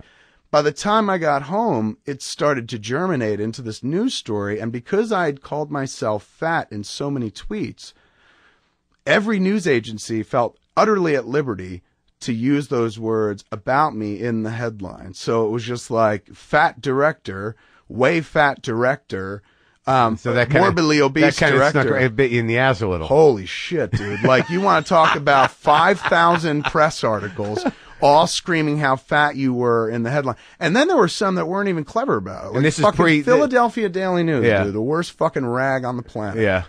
has on the cover a picture of me, and it just says blimp landed. Holy shit. You know what I'm saying, dude? Yeah. Like, that's not even, they didn't even pull those words from my words. So what's the morality tale in that? At that point, I just realized I hate the media with everything that I am, because all these people who for years, a lot of these people I had done stories with. Yeah. You know what I'm saying? It wasn't hard news people covering this fucking Too Fat to Yeah, Fly yeah, yeah. story. It was the same motherfuckers who I'd sit Entertainment down guys. with and do entertainment Yeah. pieces, who'd call me at any time of day to be like, hey, I need a line for this story about nothing that has nothing to do with you. I was always there for anybody. Doors always open.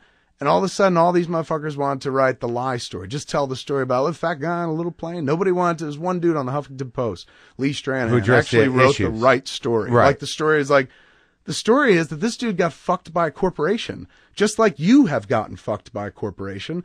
But rather than fucking go quietly into the good night, he made a big stink about it. And instead, you know, dude's getting fucking harassed for his troubles and shit like that. It just seems I felt like there's- alone, dude. I Yeah. really realized that at that point, we do it alone. I always thought there was a team effort out there somewhere, that we were all in this No, together people are somehow. frightened, and the media are piranhas. I mean, it just was a feeding frenzy. It was nasty. But It it was seems gross. like- And it was also coming fucking, like, what would happen a month later is, like, Cop Out would come out, and the critics would just tear into this movie in a way that it was like, it wasn't even film criticism anymore. It was like watching bullies beat up a retarded kid. Yeah. You know, in a Did they parking call you lot. fat again? It wasn't even that. No, I I mean, know. there were literally some that did, where I'm like, oh my God, look, call me fat all you want. I bet you I can fuck your wife, dude. Yeah. Like, you know what I'm saying? If I can't fuck her, I bet you I could buy her. Like, well, you want to play on that level? Like, the base kind of like, you're fat. I'm like, I'm fat and hugely successful. Yeah. I'm fat with success. What Yeah. do you want me to take away from you? Yeah. To prove that I'm fucking not this feeble fat man you make. Like, and you never want to, what is it called? Hit them on that level. Yeah. Meet them on that level. But sometimes you can't help it. Yeah. You know what I'm saying? When Yeah. somebody like pulls your fucking physicality into the review of a movie, it's like, the fuck does that have to do So with what anything? happened with Cop Out? I mean, what were they doing?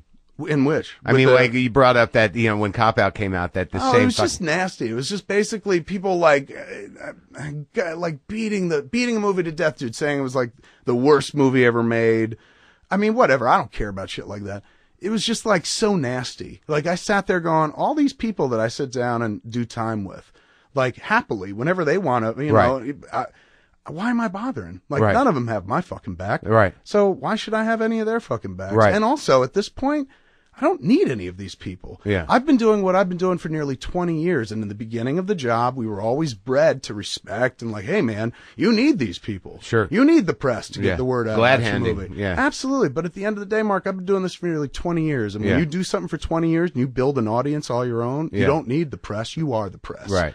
So essentially, at that point, why am I sitting down with these people? And it used to be because, like, well, you just reach your audience. Yeah. Sit down with the press, and who knows who you Yeah. can reach. Yeah. Well, guess what, man? I've done my homework in the last 2 years. And I'll be on a website and read some fucking horrible article about what a dickhead I am, and a fucking holy terror behind the camera I am, and abortion of cinema, and all this fucking stupid bullshit. And back in the day, I'd read that, and I would go like, oh, my God. who's reading this? Yeah. Like, everyone can read this Yeah. now. This person just put this in public. And if it's in print and it's newspaper, I mean, this counts. Somebody's going to think this is fucking real. And you would sit there and you would pull your hair out and you would be like, you would be crippled.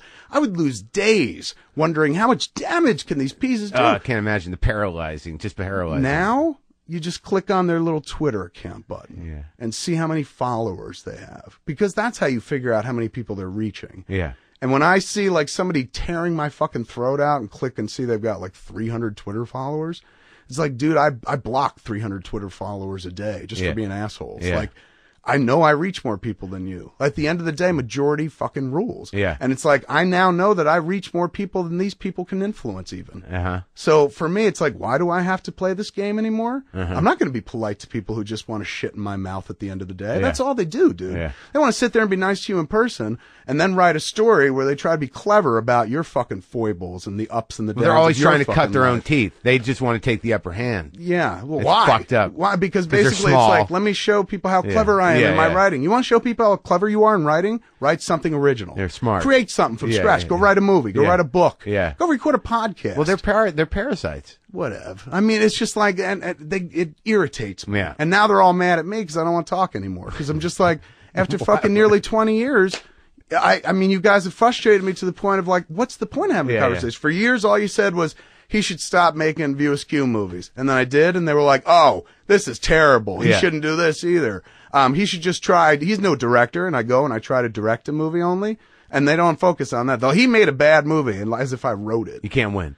Dude, you cannot win with these people. And that's when I realized, like, how much time I'm so resentful because of all the time that I've lost, creative time, wasted, fighting battles of opinion with people that don't fucking matter. Yeah. You know what I'm saying? They don't even matter to me because they don't even buy tickets to my shit. Yeah. You know what I'm saying? They go see it for free. Yeah. And then shit in its mouth. Bullshit. Yeah. I'm going to sit here and play to the people that are happy to see me there. And there are a lot of them, dude. Yeah. Back in the day, people go, oh, go play to your fucking audience. Guess what, man? I've lived off that audience for nearly 20 fucking years. Yeah. I know I said it before, and I don't mean this in a braggy way.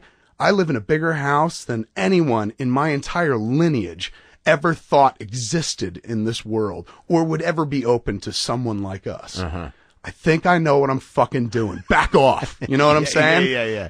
After 20 years, you'd imagine they'd just be like, he knows what he's doing. Yeah. You know why? Because I'm only doing what I do. I don't do what they do. Well, I don't follow anyone else's path. I follow my own. I make a flick. And then I'm like, hey, man, let's create a podcasting empire. Let's write a and then it's comic. like, hey, let's go over here and Yeah. write a comic. Like, all these doors and opportunities are open to me. Why should I limit myself to one tiny fucking thing? Well, I think there's part of us. I could suck at everything. But Right. you know what? I get to try it. Yeah. And also, I think there's just a part of us as people who are creative that we still look for that approval. And fighting with that lost it, though. motherfucker. Well, I that's lost good. it. Well, Yeah. no, I mean, that's do you good. have that? Have No, you? it took me a long time to realize that, hey, there isn't a little me in everybody. That's brilliant. You know, I would just. Oh, I wish I'd met you a few years ago. I would have taken that one and ran with it, man. That is a sound piece of advice right there. There isn't a little me in everybody.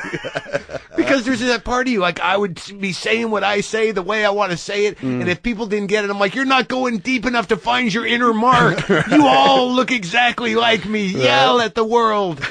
And, you know, and at some point I sort of, I got away from it. But now, do You realize it doesn't matter. Like, dude, honestly, they can write you can't be anything happy they if want. you live in that fucking mindset. Because you can never live. It's like trying to live up to an evil step parent. Well, it's trying to live up to. It's like it's literally you don't have any freedom to be happy with yourself. No, because you're judging yourself on their fucking terms. And also, they just basically the thing that works for me has also worked against me many times in life. And I'm not bitching because I've had a great run, but I'm them. I am from them. I'm literally a guy. If I wasn't making movies, I'd be writing about them on the internet. Right. When I'm not making movies, I live on the fucking internet. Yeah. So they recognize me because I came from them. I'm one of them made good, quote unquote. Right. That has been a boon for me. On other times, it really hurts because you get judged against a different curve than anybody else. Oh yeah, Hometown Boy makes good doesn't work. Oh shit! Because when Hometown Boy comes home, they're like, "You're just the same fuck you were when you were here." Think you are. You're not the Coen brothers, right? So Red State, do you want to talk about it? I can if you want. Yeah. I mean, it's not funny. It's not a comedy. It's at okay, all. man. You're like fucking. You're like the psychiatrist in Good Will Hunting. It's good. You're man. like, it's not your fault, Kev. Yeah, yeah. I'm like, it's not funny, man. It's not funny, You don't Mark. have You're to like, be funny doesn't all have the to be time. funny. I'm like, don't be like that, Mark. you- Don't you be that way. No, if it comes from your heart, Kev. It's Not you, Mark. Not you. I start swinging and shit. It's not a comedy. It's pretty out there. It's gonna be fun to watch it with an audience. Well, how would you classify it then? I don't. It's tough. It's tough to put it into a genre. What's the angle? I keep calling it a horror movie. Okay. To me, it is a horror movie. Some people would argue. Are you a and be horror like, movie this is- fan? I like them quite a bit. I've never made one. So before. in sense that it's a horror movie, you kind of studied a little bit and you built. No, some it's a horror movie in as much as the elements are horrific. Oh, okay. The elements at play are truly. So it's not a genre horror movie. But it is at the same time. Okay. Yeah, it's this weird kind of, I don't know. I honestly don't. How are you setting it up? How are you pitching it to people? I don't. We've been talking about it for so long. For 3 years, I've been trying to make it. Finally found the money, and then we made it really quickly. We got into Sundance. We debut in less than 2 weeks on the 23rd up at Sundance. Let me see. Michael Parks is in it. I put up a teaser for it. There have been posters that we've been releasing into the world.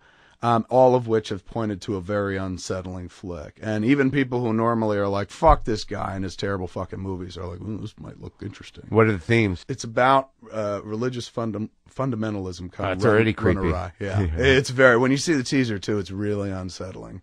It's kind of cool for me in a Rosemary's Baby horror movie. Kind Okay. of way. Oh, right. Okay. So you play it. You play your cards close to your chest, and it's not making a statement about religion. It's just making. To me. I made statements about religion Right. with Dogma. Right. That's what everyone seems to think. Like Right. everyone keeps saying the movie's political or Right. religious or something based on the title, and people are like, how can you not see that? And I'm like, yes, I understand, but it was a double entendre title. I don't give a. I'm not a political person in the Right. least. Red to me is blood. Like it's Yeah, a horror right. movie. Yeah, Red yeah, state, yeah, blood yeah. state kind of thing. And then people are like, why not call it blood state? I'm like, well, that's not clever. Yeah, yeah. Like, you know, red state is fucking clever. And also, wouldn't you rather take that movie for a fucking horror title than have somebody, make it with a meaningful movie of some sort or something? What's good? It sounds like that even before it gets out of the It's a nice can, hook. people are like, "What the fuck?" Yeah. And once you look at it, you're like, ooh, it looks unsettling. And it's got a nice, it's in fighting shape because it does get people bobbing and weaving. Number one, you look at it and it doesn't look like anything I've ever done before. And you have a hard time processing that I'm involved in any way. Uh-huh. So there's that. Then it's just like, what the fuck is this about? Man, this looks dark because we don't give anything away in the teaser. It's just all imagery with a spoken religious song. And then, so that's unsettling. And then it's a date of March for release, and you're like, it's coming out. What the fuck's going on? And then it's on Smodcast, on our podcast network website. So it gets you bobbing and weaving. You don't quite know what it is. Yeah. And in 2 weeks, everyone gets to kind of know what it is. At least, the people who are up there for Sundance and stuff. But I'll spend most of the year working on that. Getting that out in the world. Yeah. Well, awesome. It sounds like a completely new thing. It'll be fun, man, to do that. I mean, the nice thing is, for me, I've gotten to a place with the films where I'm kind of almost done. Like, I have one more movie I want to do, and then I think I'm finished. And then what happens? What do you mean you're finished? You go back to New Jersey? No, man, I got lots of other stuff. I like doing the podcasting thing now. Yeah, like me I too, spend yeah. way more time doing that than anything else. It's 'Cause very and that- engaging. it's engaging, and it takes, how much time Yeah, it yeah, takes. yeah. So it's not like my job here is done. I leave the room. You still got work ahead. Like, this show ain't done. Like, I'm on 5 of the 7 shows that are on weekly, and I cut any show I'm on. So it's not only just recording. I got to sit there and fucking cut them Yeah. too. So I live the shit. Yeah. So for me, it's like, if I could do this for a living, and I can monetize it and blah, Yeah. blah, blah. I'd much prefer to do that. It's like getting to be, look, I know we're not supposed to say it out loud, but it's like getting to be Howard Stern for me. Yeah, you know sure, what I'm saying? sure. Like, that was always I a love it. dream. Like, I I love sat audio. there as a Yeah, kid yeah. listening to that. That's what I think the 21st century is kind of about. People finding out, like, we used to all want to go outside, put on clothes, and do professional things. And I think 21st century is finding, like, we'd much rather, smart money does it from its house. Yeah. You know what I'm saying? The Yeah. closer you can get to never leaving your house, the better, and that's how you win. That's how you stay alive, and that's how you can, I if you work could from work, home. Yes, work in slippers and Sure, pajamas. man. I've That's done the that. dream.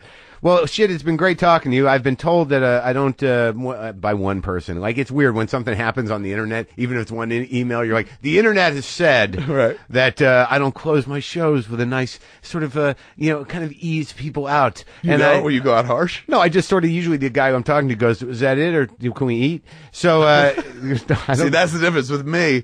You'll never get a guy going, "Are we done?" Because I just assume it'll go on for hours. Oh yeah. No, I mean it doesn't always happen, but I just want to thank you for coming. I'm glad you made the trip up here to This was the I was hills of telling the you when I barrio. came in. This was a discovery for me.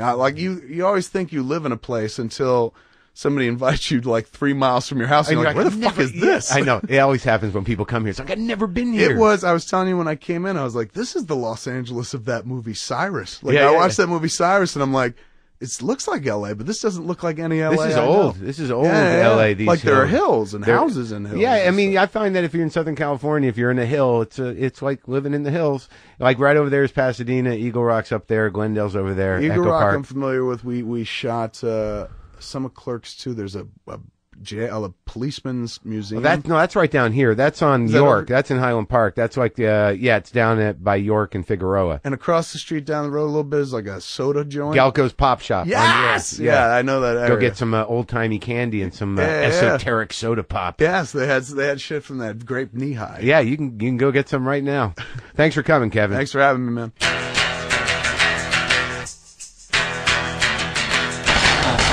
Folks, please, I hope you enjoyed that, and I hope I tailed off well. Please go to WTFpod.com, kick in a few bucks if you got them. Get on the mailing list. I mail a thing out every Sunday.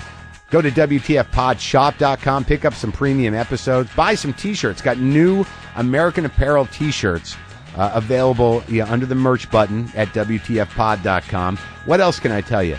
I believe my book, Jerusalem Syndrome, is in the second printing, so you can go to Amazon and get that if you haven't gotten that already. If you don't have enough Maron in your life, go get the book. Oh God, I feel like I'm a pitch man for me, but that's all right. Right? Kevin sort of talked about that. It's the world we live in. It's a good product, though, right? It's a good product. Okay, see you later.